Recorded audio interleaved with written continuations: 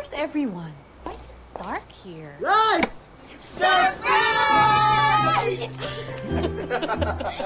Thank you! Pero bukas pa birthday ko. Nangyari ka pa, Mama. Parang bis na bis ka na ata ngayon. May ikaw pa. Tsaka pa, kung bukas pa po namin gagawin ng lahat, eh, hindi na po surprise yun. Ito talaga surprise. Okay. Blow your candle, Ma. 1, 2, wish. Wish mo na, Ma.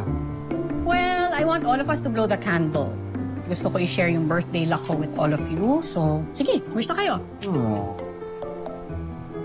Okay, 1, 2, 3. Ano po wish niya? Well, wala na akong mahihiling pa for myself. So, ang hiniling ko na lang, sana lagi kayong safe. Tsaka, sana matupad yung mga wish niyo. Alam niyo naman ang lagi ko sinasabi, be strong, be brave, be safe. Aww. So, ibig sabihin, matutupad yung wish ko na magkakatuloy si Steven at Jamie.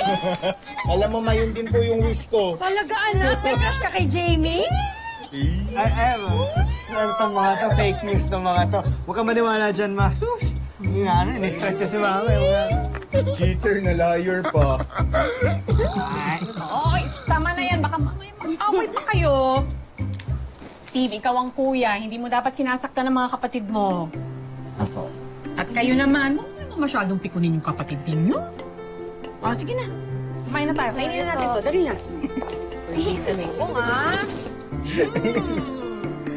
Okay, 1, 2, 3. Ang malaki kay Big Bird. Malaki kay Big Bird. Okay lang. Yan. Ito muna, ha? Akin na lang yung cherry mo, ha? Cherry. Okay naman. Eh, lalong-lalo na to si Kuya. I'm sure masayang-masaya siya. Bakit? Kasi may bago siyang crush. Talaga, meron akong crush. Uy, talaga ba? Uy, paano na si Eva?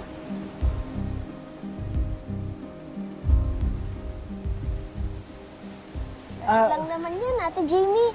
It's totally normal and harmless. But choosing to act to those feelings, yun talaga ang bad. Lalo na talaga kung may girlfriend kang ika. Aba! Alam mo, napaka-wise mo talaga, Little John. So, Steve, sino nga ba kasi talaga yung crush mo?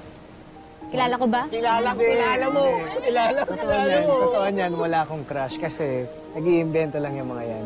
Kinikilig ko. Tingnan mo yung mukha ni Big Bird, hindi naman nagsasabi. Palusot.